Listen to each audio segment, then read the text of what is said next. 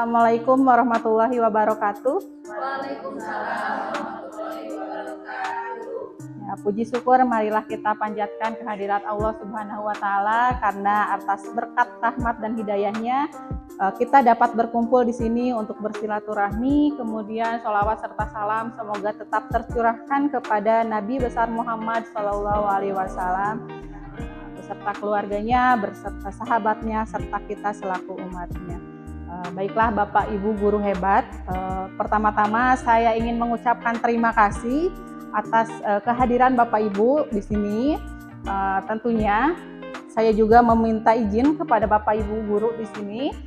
Saya berdiri di depan bukan maksud untuk menggurui.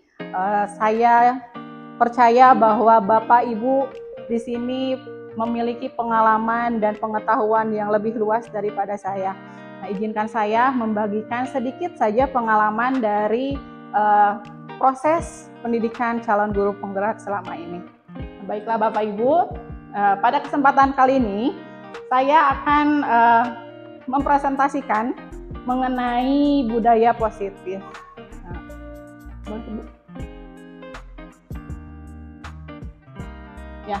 Pada konsep inti di budaya positif ini mencakup beberapa hal di sini. Yang pertama ada perubahan paradigma belajar, kemudian ada disiplin positif, ada nilai-nilai kebajikan, kemudian kebutuhan dasar manusia, motivasi perilaku manusia, posisi kontrol guru, dan juga keyakinan kelas serta segitiga restitusi.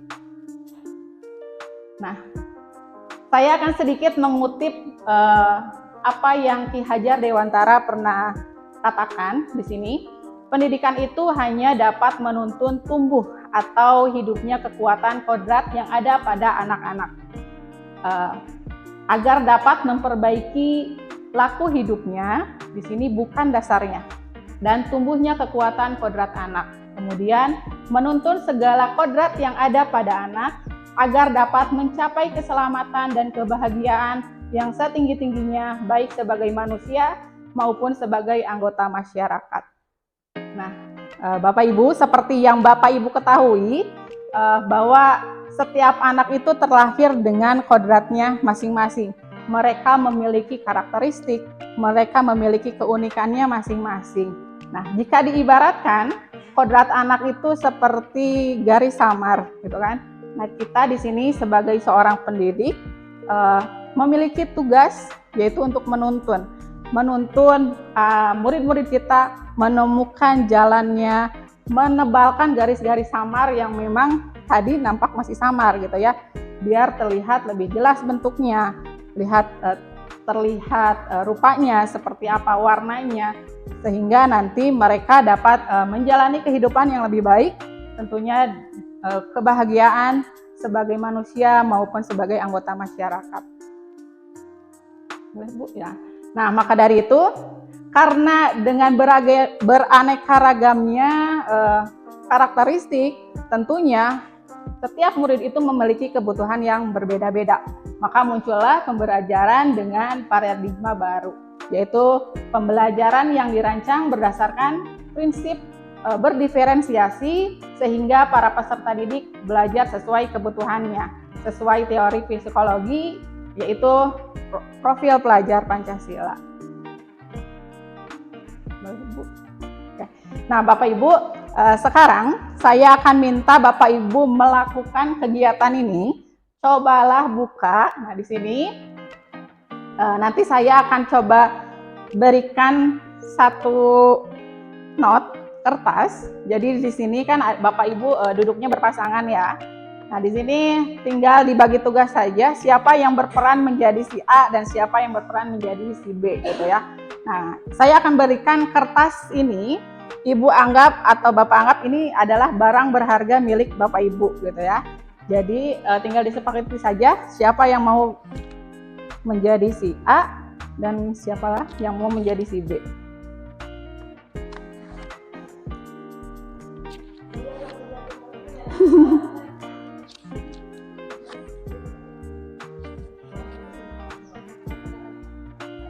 Nah, jadi tugasnya sudah disepakati si A siapa, si B siapa?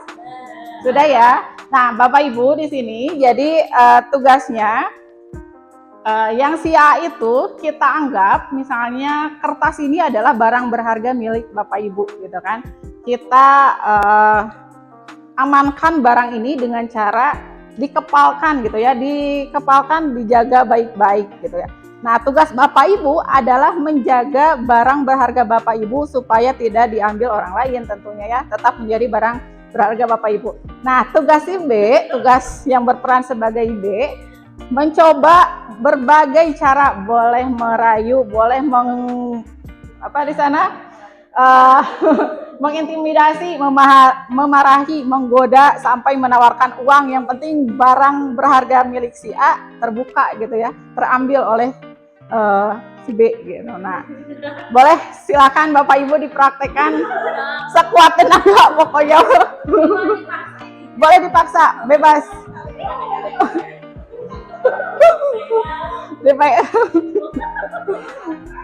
Dipegang erat-erat bagaimanapun caranya.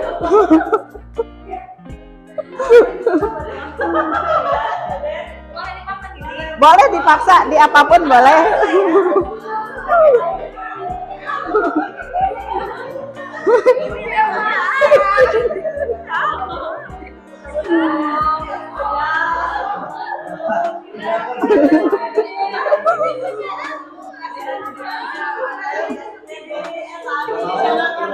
Oke, oke, sudah cukup Bapak Ibu, terima kasih.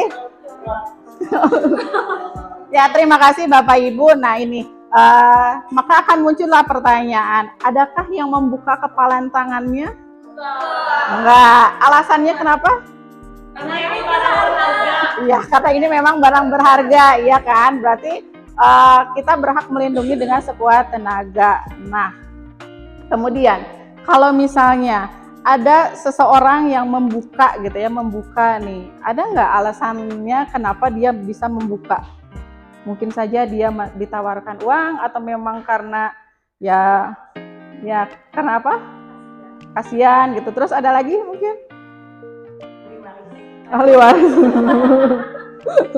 Ya, nah kenapa kita mencoba melakukan ini, hal cobalah buka, sebetulnya ini adalah berkaitan dengan teori kontrol gitu ya. Sebetulnya siapa sih yang bisa mengontrol kita gitu kan. Nah, dari hal-hal sederhana seperti ini saja kita bisa melihat gitu ya, kita dapat mengontrol diri kita sendiri. Kita bisa membuka hal berharga atau menyerahkan hal berharga, itu tergantung dari diri kita sendiri. Kita mau menyerahkan atau mungkin tidak, ya seperti itu. Oke, nah Bapak Ibu, nah kita akan meluruskan miskonsepsi tentang teori kontrol. Di sini adalah potret dari Dr. William Glasser. Beliau adalah seorang psikiater dan juga seorang pendidik. Nah, di sini dalam bukunya Choice Theory ini beliau menjelaskan mengenai ilusi guru mengontrol murid. Nah, pada dasarnya setiap murid itu tidak dapat dikontrol oleh gurunya. Dia berhak memilih apa yang ingin dia lakukan. Kemudian semua penguatan positif, efektif, dan bermanfaat. Tentu kita pernah melakukan penguatan-penguatan tersebut, seperti misalnya membujuk gitu ya. Nah, namun jika terlalu mendalam, nah hal ini juga akan berdampak pada murid kita. Ya, murid kita akan merasa ketergantungan. Nah, kemudian kritik dan membuat rasa bersalah mampu menguatkan karakter.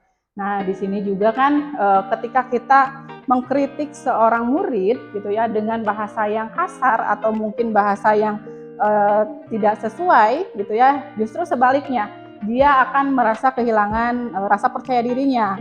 Nah, jika memang diperlukannya kritikan tersebut, maka gunakanlah bahasa yang lebih baik lagi, lemah lembut, sehingga tidak menurunkan percaya dirinya ya. Nah, kemudian di sini juga ilusi bahwa orang dewasa berhak memaksa. Nah, tentunya kita sebagai orang dewasa merasa bertanggung jawab kan ya terhadap perilaku murid-murid kita. Tapi sebetulnya dengan memaksa itu bukan sesuatu yang baik untuk jangka panjang gitu ya. Kita harus menumbuhkan motivasi dalam diri murid kita sendiri, seperti itu. Nah, selanjutnya di sini ada disiplin, ya. Kalau berbicara tentang disiplin, pastinya kita akan mengaitkan tentang tata tertib, kemudian ada teratur, ada kepatuhan, dan juga ada hukuman.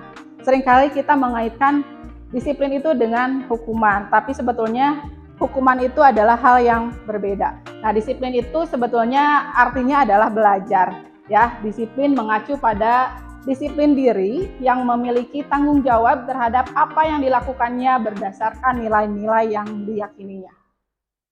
Nah, maka dari itu muncullah yang namanya disiplin positif.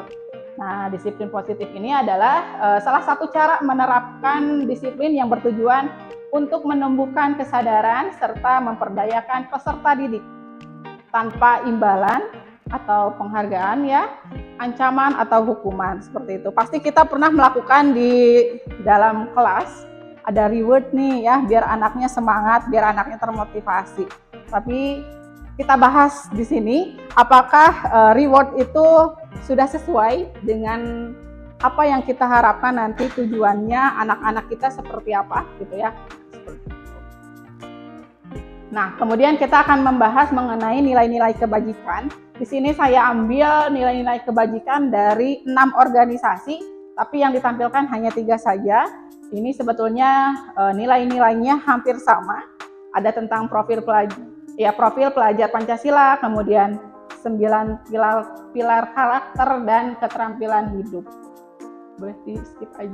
Nah, baiklah. Sekarang kita akan mengetahui gimana sih kebutuhan dasar manusia, gitu ya.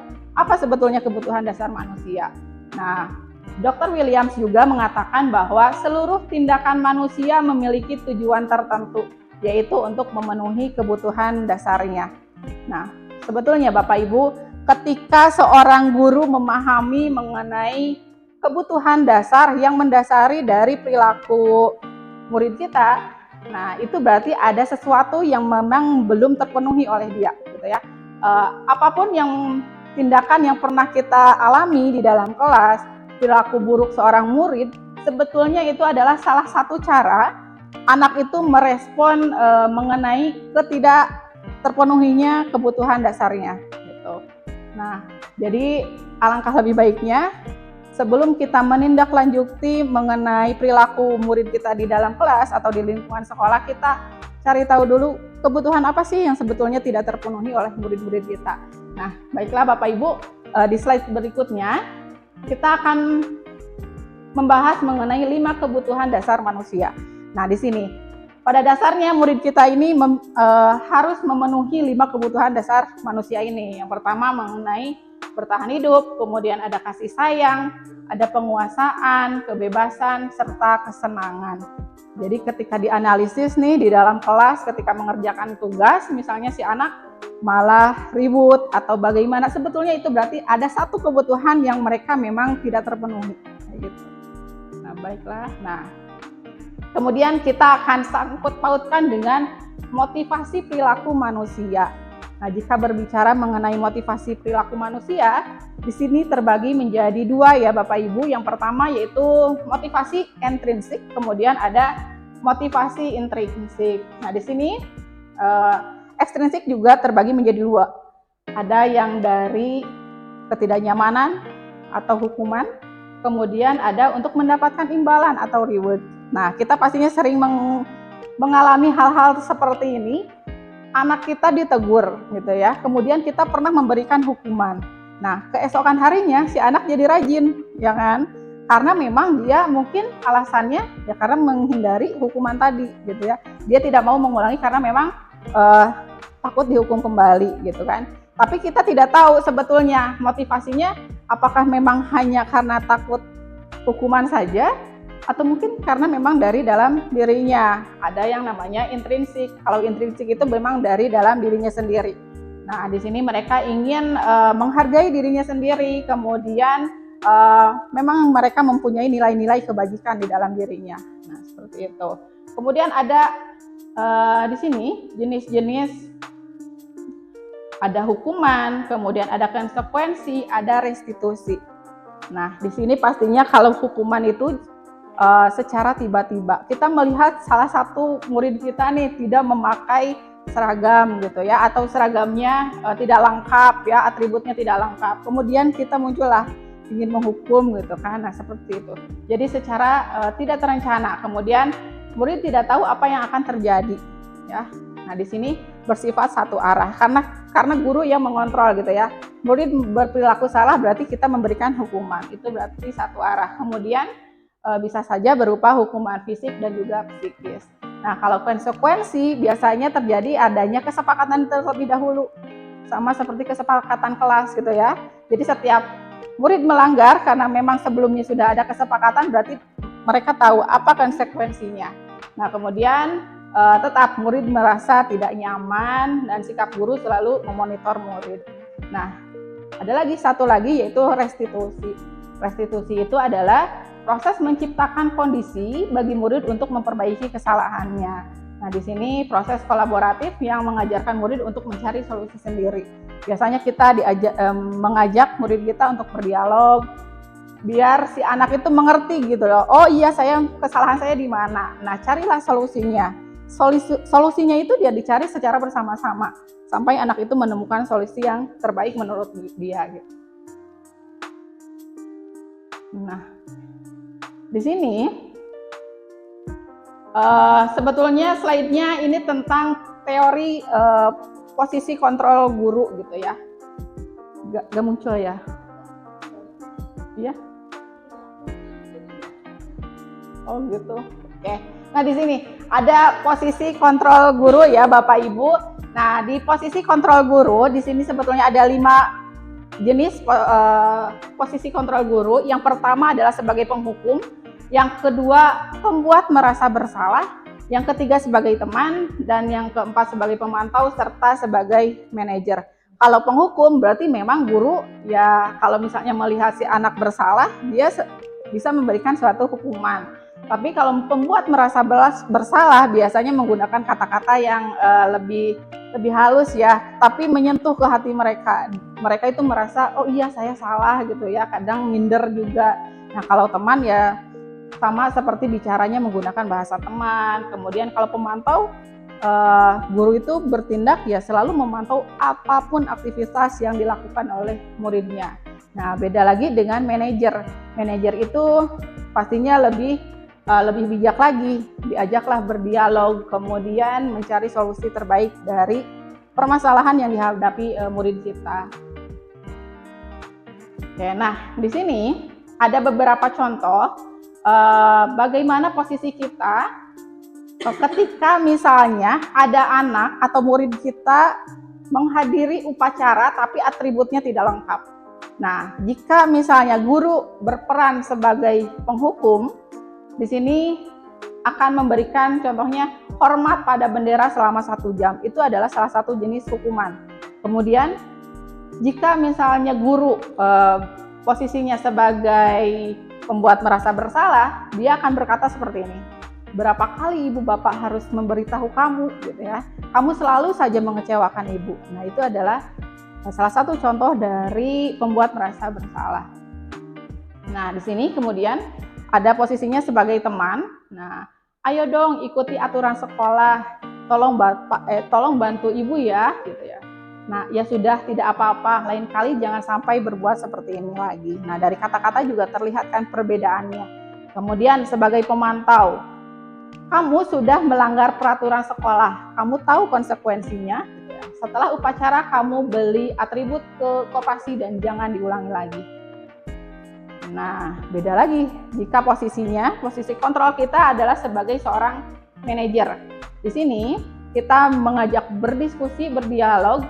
Nah, kemudian ditanyakanlah, apakah kamu tahu kesalahanmu apa, gitu ya. Kemudian kira-kira bagaimana kamu memperbaiki kesalahanmu, nah seperti itu. Oke, Bapak Ibu, sekarang saya coba meminta Bapak Ibu untuk merenungkan. Nah, di sini ada beberapa pertanyaan. Sebetulnya posisi kontrol apa sih aku gitu ya, dari kalimat yang muncul di teks sebelah kanan Bapak Ibu, ya kan? Nah, di sini saya kecewa sekali dengan kamu. Nah, dari 5 posisi kontrol itu tadi ada penghukum, ada pembuat merasa bersalah, ya apa Bu? Ya, jadi yang ini saya kecewa sekali dengan kamu, pembuat merasa bersalah. Oke, iya. Nah, baik selanjutnya. Nah, di sini kamu tidak pernah benar melakukannya. Ya, kita lihat ada tanda seru ya, berarti apa? Penghukum ya. Ya. Nah, di sini apa rencanamu untuk menyelesaikan masalah ini? Manajer ya, betul ya Bapak Ibu. Selanjutnya, ayolah, bagaimana sih kamu? Kan kemarin kamu sudah janji ke Bapak teman ya, iya. Dengan nah, kamu terlambat 15 menit. Apakah kamu sudah mengerti konsekuensi yang harus dilakukan bila terlambat? Nah, pemantau ya, karena kalau pemantau itu lebih ke memang sudah ada kesepakatan bersama gitu ya, jadi kita memantau. Nah, seperti itu ya, betul sekali. Terima kasih Bapak Ibu atas atas partisipasinya. Nah, baiklah, slide selanjutnya. Nah, di sini kita akan berbicara mengenai keyakinan kelas gitu ya. Mohon maaf sekali, sebetulnya slide-nya tidak seperti ini ya, tapi ya nampaknya memang warna putihnya lebih mendominasi. Oke. Nah, kita akan berbicara mengapa keyakinan kelas, mengapa bukan peraturan kelas gitu ya. Pastinya Bapak Ibu pernah memberikan aturan di dalam kelas itu seperti apa gitu ya. Nah, kita akan bandingkan apa sih keyakinan dengan peraturan. Nah, Bapak Ibu, saya ingin bertanya terlebih dahulu. Nah, kenapa sih kita ketika mengendarai motor itu harus menggunakan helm? Untuk apa? Untuk keselamatan. Kemudian, ya keselamatan berarti ya. Kemudian pertanyaan keduanya, kenapa ketika musim pandemi yang lalu kita diwajibkan menggunakan, ada peraturan nih ya, menggunakan masker, kemudian sering mencuci tangan, itu untuk apa? Menghindari virus, berarti untuk kesehatan ya. Nah, nilai-nilai keselamatan, kemudian nilai-nilai kesehatan itu yang dinamakan dengan suatu keyakinan gitu ya. Jadi nilai-nilainya.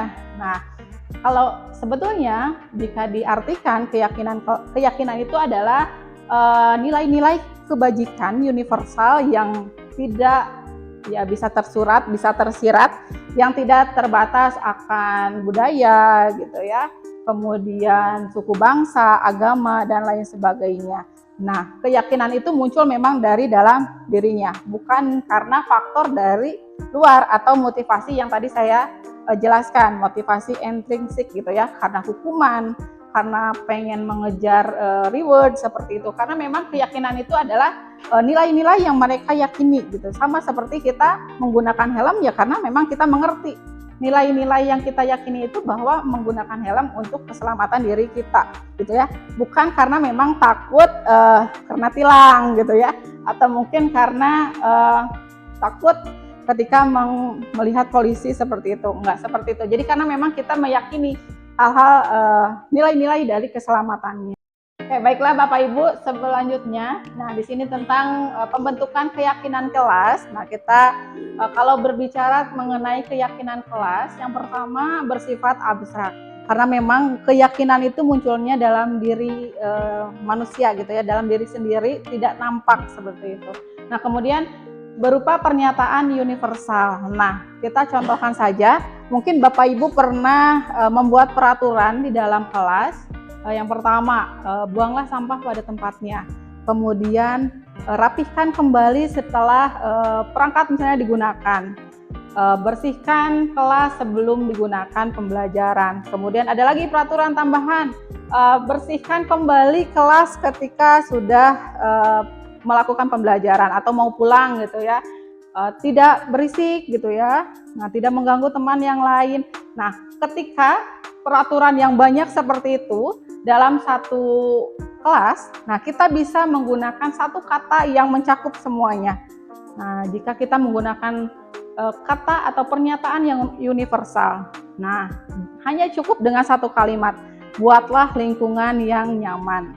Nah, seperti yang kita ketahui, nyaman itu berarti kan lingkungannya bersih, kemudian rapi, ya kan? Ada lagi tidak ribut gitu ya, dengan suasana yang kondusif. Nah, seperti itulah nilai-nilai keyakinannya gitu ya. Jadi kita tidak lagi harus merinci peraturannya seperti apa, tapi kita cukup menumbuhkan keyakinan untuk dalam diri anak itu supaya kelas itu terlihat lebih nyaman gitu. Nyaman itu banyak sekali, mencakup banyak hal seperti itu. Nah, kemudian di sini seperti yang tadi, sedikit saja agar mudah diingat ya. Dengan satu kalimat saja sudah mencakup beberapa poin gitu ya. Nah, berbeda lagi. Peraturan itu tentunya memang ya dibuat untuk dipatuhi kan ya, dilaksanakan nih aturannya. Tapi kita tidak tahu sebetulnya si anak itu benar-benar mematuhi itu karena motivasinya apa, atau mungkin karena memang ada rewardnya biar dapat bintang gitu ya. Nah, atau mungkin memang karena dia tidak mau mendapatkan hukuman. Nah, seperti itu. Nah, selanjutnya kita sesuaikanlah keyakinan kita dengan kondisi kelas atau kondisi sekolah masing-masing.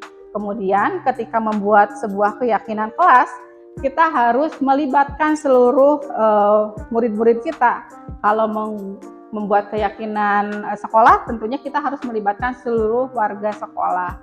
Nah, Bapak Ibu, selanjutnya di sini kita akan membahas mengenai segitiga restitusi. Sudah tidak asing lagi ya mendengar kata restitusi. Kemarin kita mengerjakan PMM juga banyak yang berhubungan dengan restitusi. Apa sih sebetulnya segitiga restitusi ini? Nah, segitiga restitusi adalah suatu proses dialog yang dijalankan oleh guru agar dapat menghasilkan murid mandiri dan bertanggung jawab. Nah, tadi kita sudah mengenal 5 posisi kontrol guru ya. Nah, di sini dalam restitusi kita berperan atau berposisi sebagai seorang manajer. Nah, di sini dalam segitiga restitusi ada 3 tahap. Yang pertama itu adalah menstabilkan identitas, kemudian validasi tindakan yang salah, dan yang terakhir adalah menanyakan keyakinan. Nah, di sini menstabilkan identitas ini adalah berdasarkan prinsip membuat kesalahan adalah bagian dari proses pembelajaran. Nah, di sini ada beberapa contoh atau kalimat-kalimat yang bisa kita gunakan ketika ingin menstabilkan identitas. Ya, seperti berbuat salah itu wajar, kemudian tidak ada manusia yang sempurna. Ibu bapak juga pernah melakukan hal seperti itu. Ibu tidak mau mencari siapa yang salah. Nah, ibu ingin mencari solusi dari permasalahan ini. Kamu berhak merasa seperti itu. Jadi kita memposisikan agar si anak itu tidak benar-benar merasa kalau kesalahannya itu ya bukan menjadi anak itu agar lebih jatuh lagi gitu ya. Tapi kita coba bangkitkan lagi, kita sadarkan memang kesalahan itu hal yang wajar gitu ya. Itu adalah sebuah proses gitu, proses pembelajaran. Nah, selanjutnya di sini ada validasi tindakan yang salah. Nah, di sini berdasarkan prinsip membuat kesalahan adalah bagian dari proses pembelajaran. Ya, di sini ada beberapa contohnya. Ada, kamu pasti punya alasan mengapa melakukan hal itu. Nah, jadi nanti si anak menceritakanlah kesalahan mereka itu seperti apa gitu ya. Nah, kemudian padahal kamu bisa melakukan yang lebih buruk daripada ini. Atau kamu patut bangga karena telah melindungi sesuatu yang penting buatmu. Nah, selanjutnya yaitu kamu melakukannya karena mempertahankan sesuatu yang penting bagimu. Nah, ini adalah beberapa contoh dari kata-kata untuk validasi tindakan yang salah. Nah, langkah ketiga kita harus menanyakan keyakinan kelas. Nah, kenapa memang kita perlu membuat keyakinan di dalam kelas masing-masing? Nah, untuk kita gunakan dalam segitiga restitusi ini. Nah, di sini berdasarkan prinsip teori kontrol bahwa pada dasarnya kita termotivasi secara intrinsik ya. Kemudian di sini ada beberapa contohnya. Yang pertama, apa keyakinan kelas kita? Kemudian nilai-nilai apa yang telah disepakati bersama ya? Seperti apa gambaran sebuah kelas ideal menurut kamu? Nah, kamu ingin menjadi orang yang seperti apa? Jadi mulailah si anak berbicara mengenai keyakinan yang mereka miliki, kemudian mereka juga menceritakan apa yang sebetulnya mereka inginkan. Nah, seperti itu Bapak Ibu. Nah, di sini saya akan mencoba menampilkan dari penerapan segitiga restitusi yang pernah saya lakukan. Di sini ada kasus Deandre yang tidak dapat mengontrol emosinya.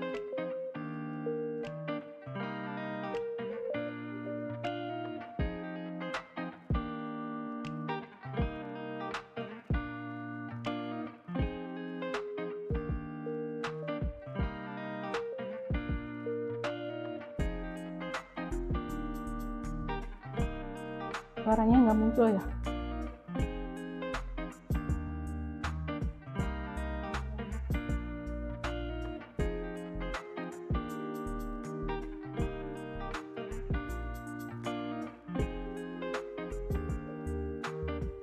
Oke, nah di sini terlihat Deandre itu sedang mengerjakan tugas, namun terganggu oleh teman-temannya karena banyak yang bertanya. Nah, sampai akhirnya dia tidak mengontrol emosi dan menggebrak meja gitu ya.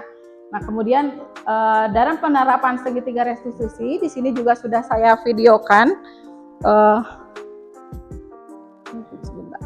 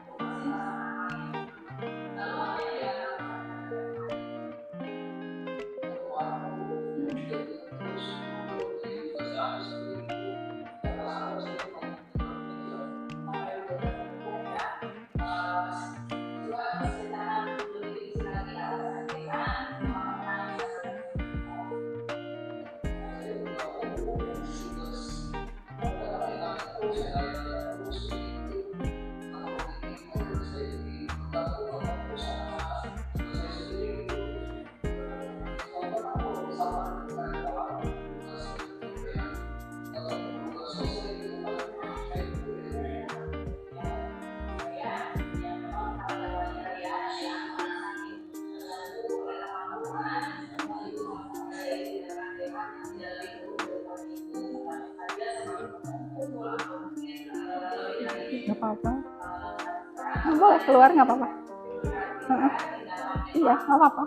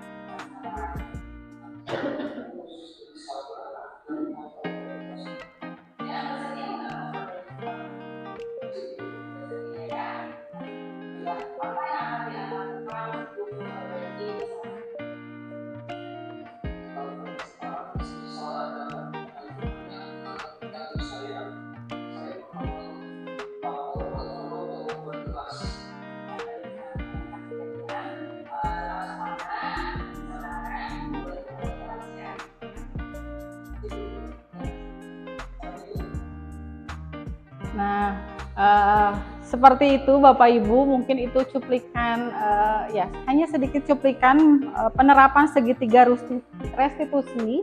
Nah, jadi kita yang pertama mengikuti langkah menstabilkan identitas, kemudian kita memvalidasi tindakan yang salah sampai si anak menyadari apa sih kesalahan mereka.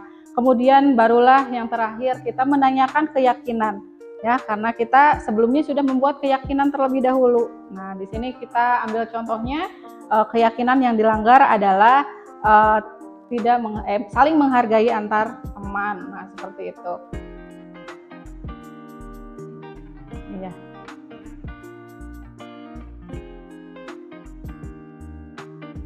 Nah, Nah, di sini penutup kita pada hari ini, dalam penerapan program disiplin positif, hendaknya guru memiliki standar kepribadian, kemudian profesional dan sosial yang baik, di mana guru mampu merefleksi dirinya dalam posisi kontrol saat ini.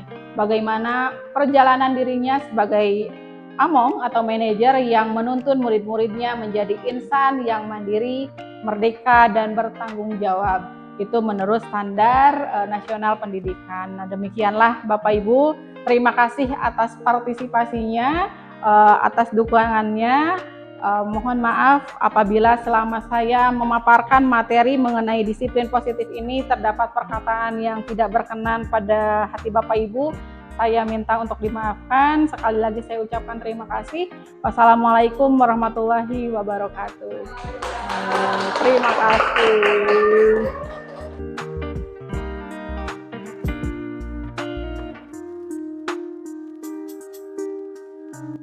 Assalamualaikum warahmatullahi wabarakatuh.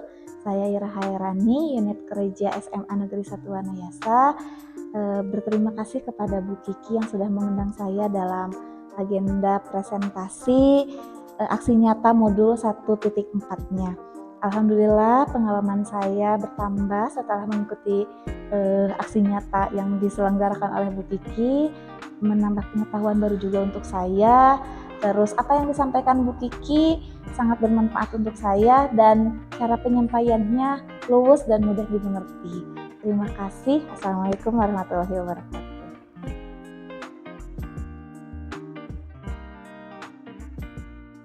Assalamualaikum warahmatullahi wabarakatuh. Waalaikumsalam warahmatullahi wabarakatuh. Bagaimana kabarnya? Alhamdulillah luar biasa. Allahu Akbar. Yes. Alhamdulillah ya. Pada hari ini kita kembali bertemu pada pembelajaran informatika. Ya. Baiklah ketua kelas, silakan untuk memimpin doa buat kita. Sebelum kita memulai pelajaran, mari kita berdoa dalam hati kembali.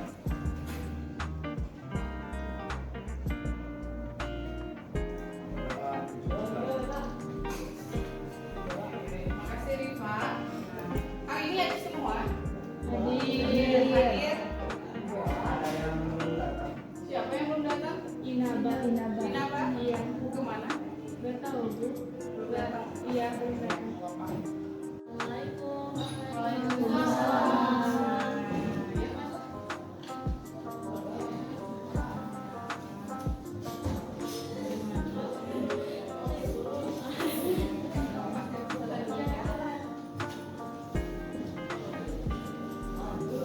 Sudah lengkap semua ya?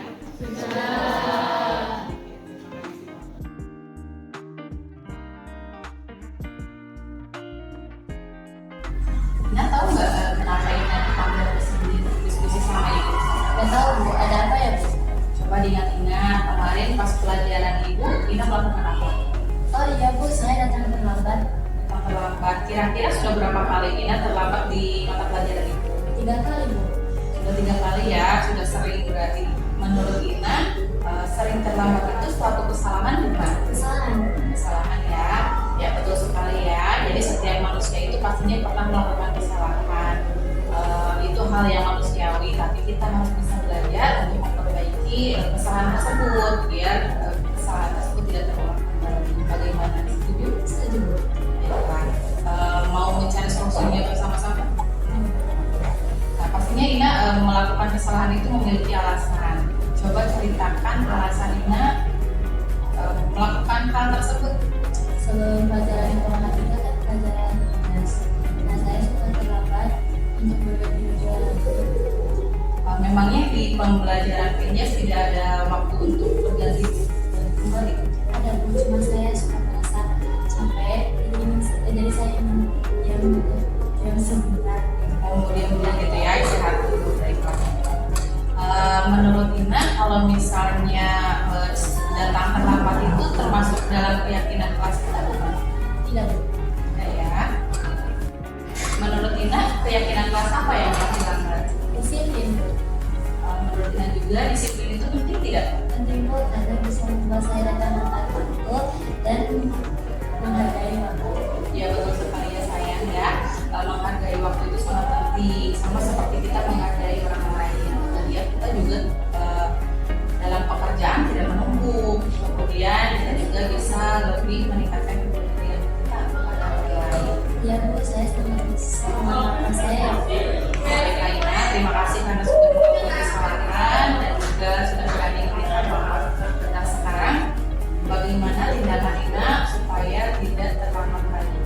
Saya akan bergegas ke mendaki dari olahraga dan bergegas ke Iya, baiklah. Ya Ina, tetap semangat. Sekarang boleh kembali ke kelas ya. Baik Bu, terima kasih.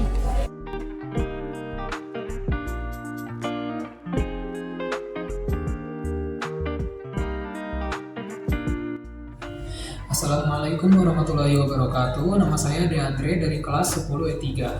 Saya senang sekali dapat diajak berdiskusi dengan Ibu Guru untuk dapat mengendalikan diri dari amarah karena perilaku teman saya. Saya harus dapat terus bersabar dan menghargai teman-teman saya.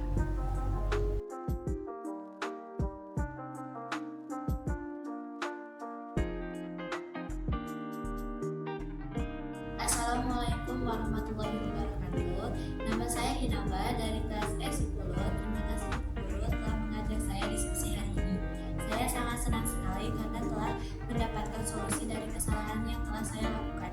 Saya akan lebih menghargai waktu dan datang tepat waktu.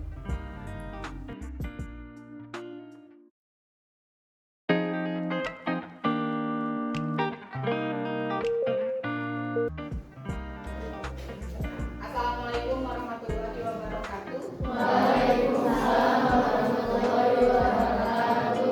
Bagaimana kabarnya?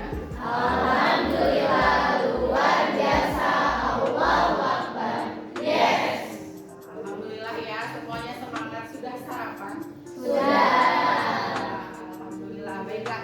Nah, seperti yang sebelumnya kita sepakati bahwa minggu ini kita akan melaksanakan pembuatan keyakinan kelas. Nah, sebelum kita masuk ke pembuatan keyakinan kelas, Ibu akan sedikit mengingatkan kembali apa sih keyakinan kelas itu.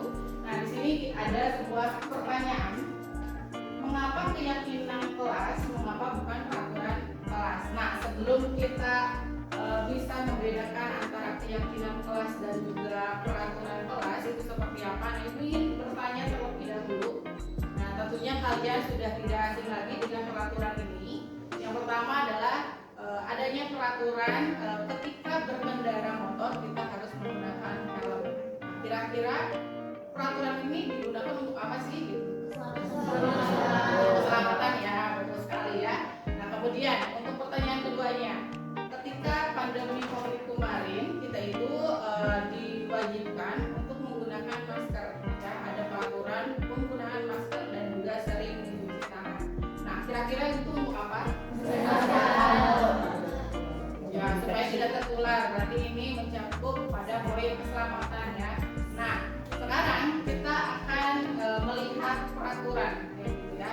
Tentunya di setiap kelas kalian itu adanya peraturan, punya peraturan masing-masing. Nah, kita kembali lagi singgung mengenai peraturan berlalu lintas dan juga menggunakan masker ketika COVID.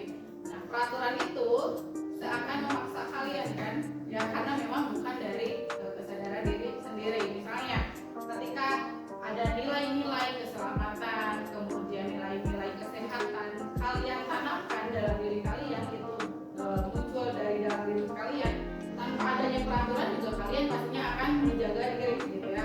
Pastinya selalu menggunakan helm supaya demi keselamatan kalian sendiri, bukan karena takut melanggar peraturan, sampai takut akan hukuman seperti itu. Nah, sama halnya seperti peraturan di dalam kelas, khususnya kelas kita saja gitu ya, di laboratorium komputer ini. Ada salah satu peraturannya di sini adalah rapikan kembali perangkat setelah digunakan. Nah, tentunya ini kan supaya perangkat kitanya lebih awet gitu kan ya. Kemudian jadi lebih indah lagi, terlihat rapi perangkatnya. Nah, tapi kalau misalnya peraturan seperti itu beda dengan kemauan kalian sendiri ada di dalam keinginan kalian sendiri dari dalam diri gitu. Nah, makanya kenapa kita perlu membuat sebuah keyakinan untuk memang itu adalah sebuah harapan kalian dari dalam diri kalian untuk kelas ini mau menjadi seperti apa. Nah, baiklah.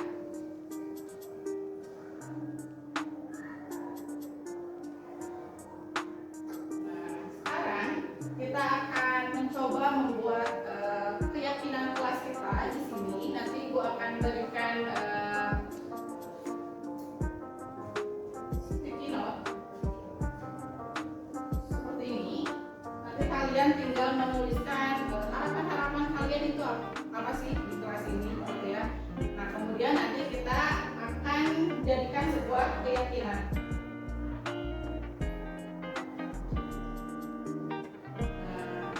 Ini ada harapan kalian itu untuk kelas itu seperti apa, kemudian nanti kalian tempelkanlah di depan. Setelah itu barulah kita ambil poin-poinnya atau nilai-nilai kebajikannya dari setiap harapan yang kalian tuliskan, kita simpulkan menjadi sebuah keyakinan kelas. Nah, gitu. Baiklah, sekarang Ibu akan berikan sticky note-nya. Boleh tolong dibantu untuk share ke yang lain.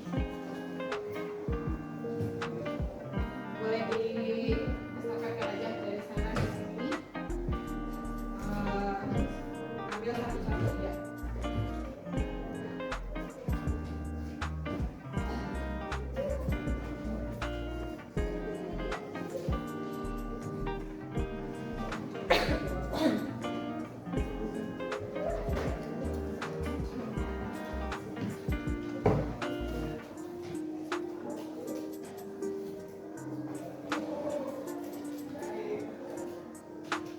Sudah semua?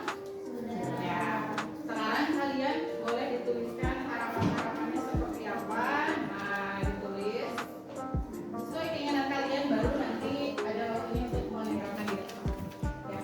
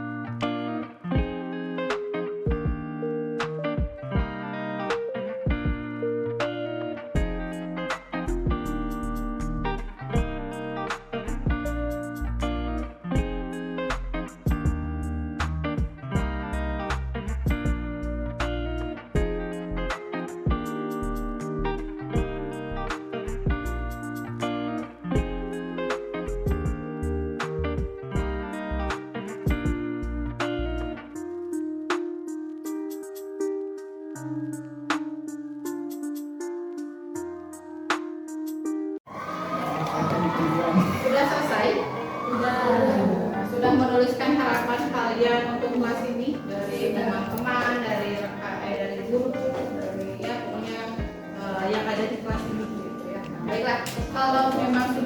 selain menuliskan harapannya, harapan itu tentunya membuat terdapat sebuah keyakinan kalian kan ya, apa yang kalian inginkan di kelas ini. Nah, peraturan apa yang ingin kalian lakukan di kelas ini. Nah, baiklah, silakan boleh ke depan, ditempel untuk harapannya, ditempel di sini. Nah, kita penuhi kolom ini. Nah, baru setelah itu kita akan ibu akan membuat kesimpulan bersama dengan kalian mengenai harapan kalian. Ya. Boleh?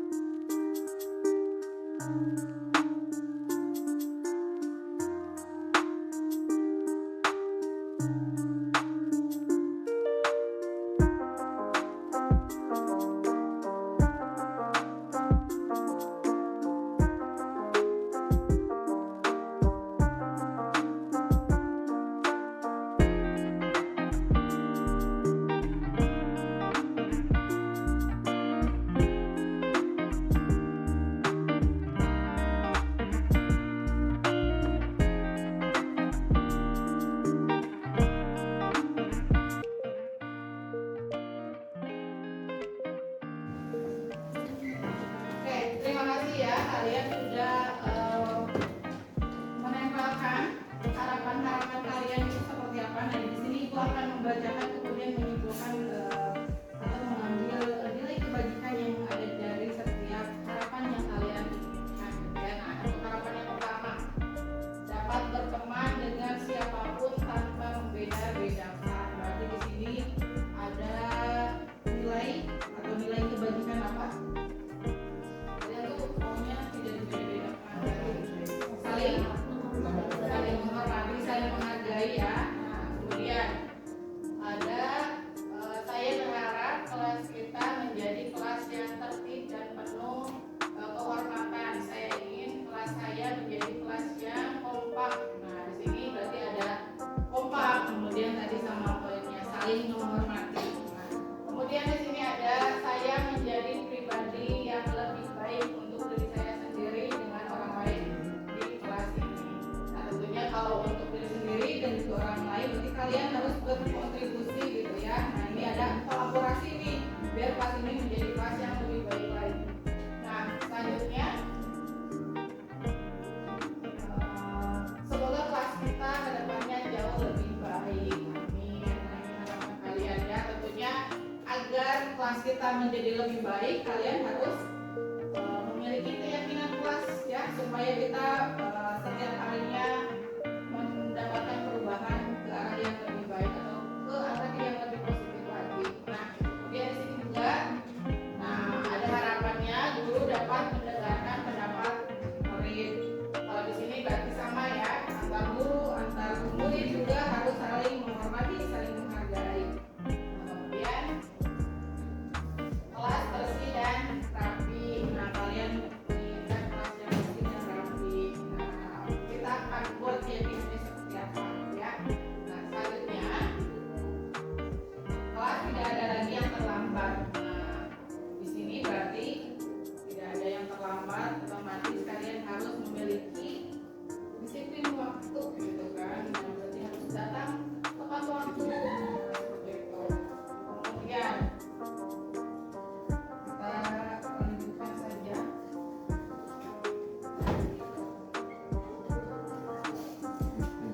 Indahnya akan kerapihan yang ada dari patuhnya terhadap aturan yang ada dan menumbuhkan cinta yang rendah. Oke, nah di sini menginginkan kerapihan, berarti lingkungan kelas kita itu yang rapi. Nah, kita buatlah sebuah keyakinan di mana untuk menciptakan harapan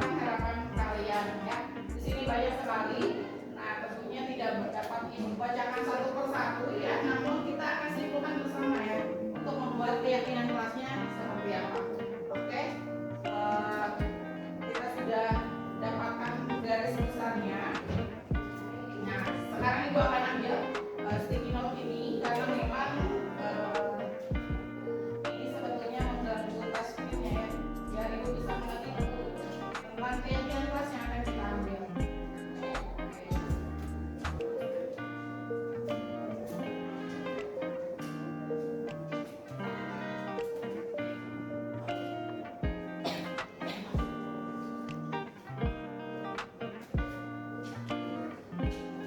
Kita akan membuat keyakinan kelasnya secara bersama-sama disimpulkan dari harapan kalian. Nah, tadi kita sudah menyimpulkan poin-poinnya.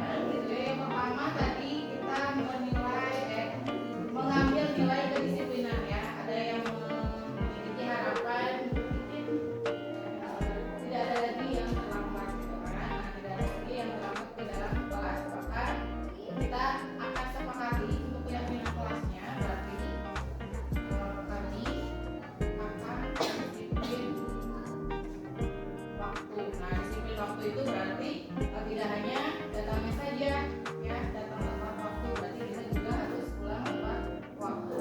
Nah, di sini berarti disiplin datang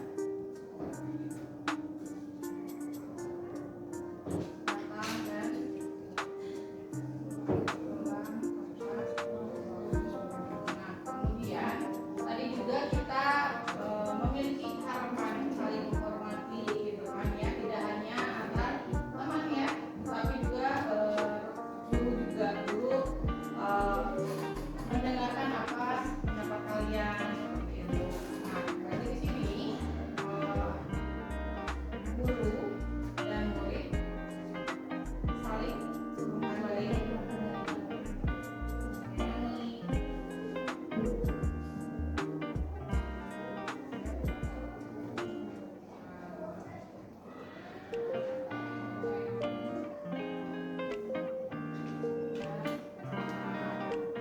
guru yang ramai ya. Kemudian tadi juga menyinggung saling menghormati antar teman ya. Tidak ada lagi pembulian, tidak ada lagi yang merasa dibeda-bedakan. Intinya kami harus saling menghormati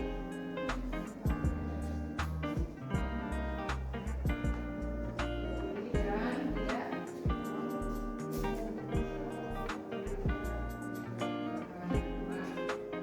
selanjutnya kalian menginginkan laboratorium kita ini bersih, nyaman, rapi. Berarti kami akan mendirikan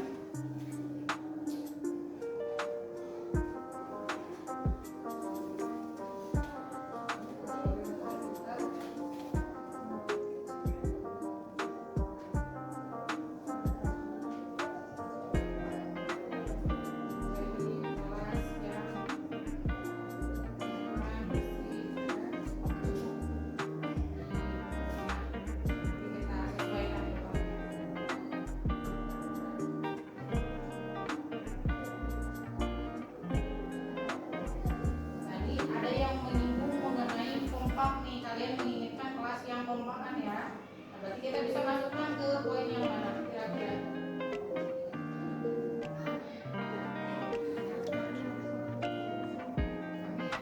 Yang mana? Kami harus saling menghormati, peduli. Di sini ya, bisa ya. Kami kompak, peduli dan tidak membedakan.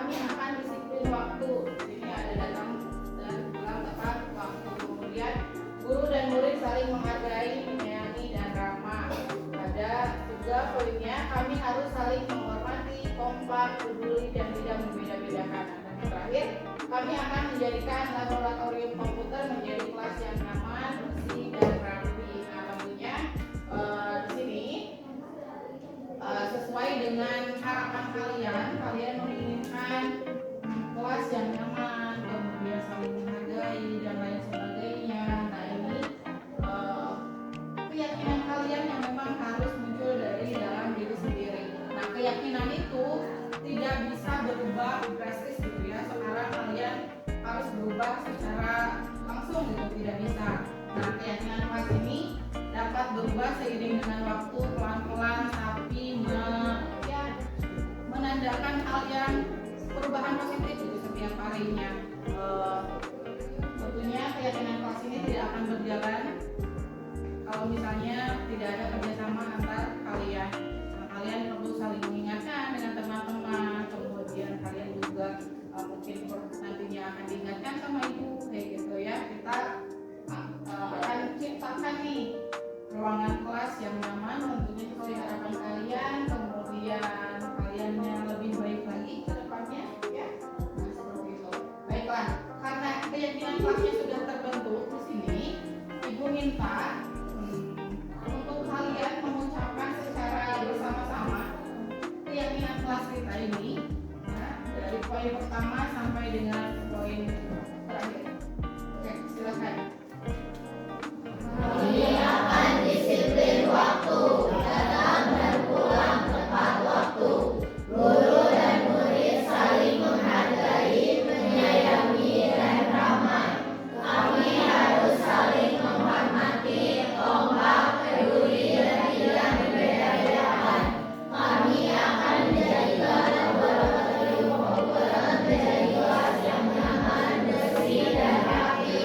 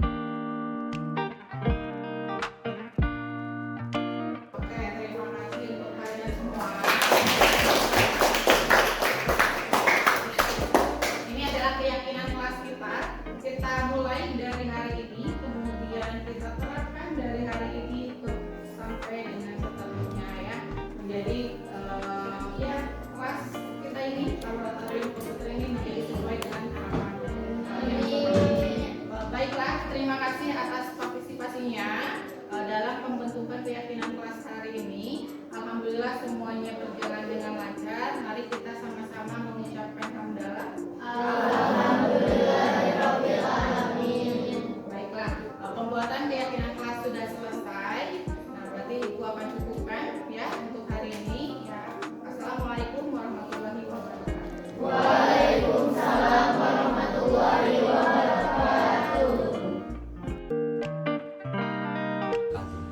Perkenalkan, saya Muhammad Iqbal Syakir dari kelas 10 S9. Saya ucapkan terima kasih kepada guru yang telah memberikan ajarannya, karena saya sangat senang dapat berdiskusi dan terlibat langsung dalam pembuatan keyakinan kelas. Semoga seterusnya saya dapat terus belajar dan menjadi orang yang lebih baik lagi dan berkontribusi di kelas dan di SMA Negeri 1 Wanayasa. Saya ucapkan terima kasih. Wassalamualaikum warahmatullahi wabarakatuh.